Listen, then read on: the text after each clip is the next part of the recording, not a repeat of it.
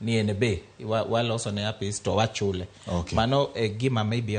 warango to okapar kama malo cha nyalo kelo issues mang'eny ka jo Kenya winjore. Dwaro moko bende osegol ni kaber to jokanyo mag IEBC ma romo chiko mondo mi oketi to kade ber ahinya ginyalo bedo jok mo ogwel kod duond buche mag siasa mondo gibed ni gitiyo ne duond buche gi mondo gibed ni giwuoyo kaluwore kod dwaro mag duond buche to moloyo ni giti tam achiel nyiso ni ging'e mana yiero achiel kende bang' ma mondo kik bed ni kano ti kod kata kane moko nitie ng'ur e yiero mokalo to pod jomoko nyalo bedo gi ng'ur ni jok manchon jawa e yiero ka ema wachako dogo e yiero ni koro yudo ka ng'ur chako bedo chon kasto sigu moko bedo kasto to bedo mang'eny manyalo kelo tulo ni dong nwanyiso ni jogi dhi gajowa nikech gin mana joka lewni magiloko to iparo ni ma bende en gima nyalore bedo ni IEBC nyalo tiyo tam achiel kasto iloko gino to en ema onyalo kelo resruok ne piny Kenya. Nyalo konyo to kapar ni mano kende ma koro bro konyo koso bro reso Kenya nikech kirango Kriegler report nonyiso wa ni elections ok inyal chako los elections ka odong' higa achiel koso higni ariyo nyaka ichak loso wach elections maybe ka odong' higni adek kanyo to mano kileo kabisa. Koro kirango ni ati ng'ato wacho ni ati bang' every election ni koro waloko jogi te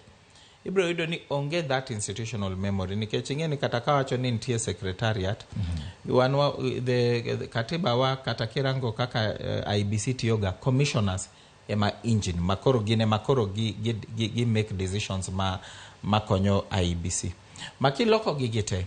iyudo ni wadhi kuma koro wadhi sani nikech iyudo ni ibro yudo ni joma wadhi bobro yiero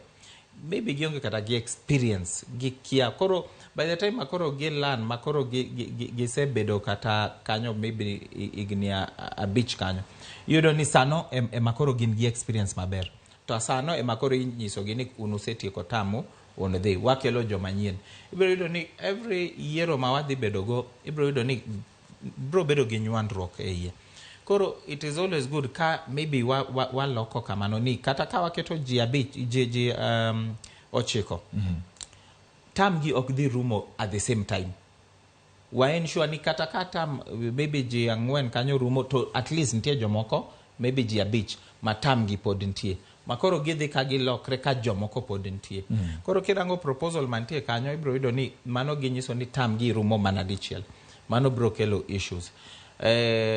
Again kirango wach ni ati josiasa makoro yiero jogi be inyalo yudo ni ko yieri kata in be George ni ati oyieri kata gi chama mora ntie kaka in be ibro bedo gi some allegiance ne chama no makoro ntie kaka okinyal wacho gimoro kata ka en adier okinyal wacho nikech ineno ni juok chama cha ni kuom yes ineno ni macha koro nikech macha chala ng'amondi kitich koro ntie that hold kata ka giwinjore ni josiasa be bro yiero ji ok ni giyiero gite nyaka umigi mana nafas maybe ng'ata achiel but the rest koro ntie process mawaketa joma professional ng'ama onge ng'ama nyalo bedo gi hold ne jogo especially chairman gi vice chair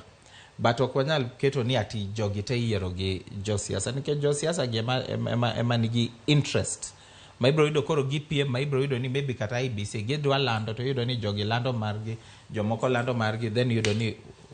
giseketho weche lweny chakore achaka kamano koro nitie gik manyaka warang maber kata ka proposals gi nitie nyaka waranga and warango experience countries ma osebedo gi magi kata Kenya kae yes wasebedo gi such a situation nikech aparo ni 1992 kawadhi towards 2002 kucha kata 2007 be neno but 1992 to 1997 ne wan gi IPPG en gima aneno ka jogi keto e twak kanyo and this same format to the first time not yo maber ma elections manotimore at least never but the second time emano kelonwa lweny nikech that time pod ne wan gi Kivuitu kacha nitie jomoko ma Kibaki no keto nitie jomoko mano ket gi I think team man nitie gi Raila that time to ne nitie a lot of disharmony kacha in fact ne gikelo team mar Kibaki no donjo aparo dwe ka odong mana dwe chang'wen kanyo mondo wadhi yiero to mane gima nokelo issues nikech kata kivitu ne wacho ni onokia kata ng'ama conduct elections nikech nitie joma nobiro to jogo ema koro chalo engine. Koro ok onego bed ni wabedo gi jomoko waketa keta ya IEBC maybe very late nikech ng'eni nyaka gibed gi harmony, nyaka ging'e kaka gitiyo, nyaka wabed gi ng'irruok moro mantie kanyo. By the time akoro gidwa dhi koro go kura koso organize wach kura, yuda ni koro ging'eyo gi work seamlessly. But kirango kata yiero mane wan go this other time, ibro neno ni kata gin bed ne nitie pogruok minyalo nena kata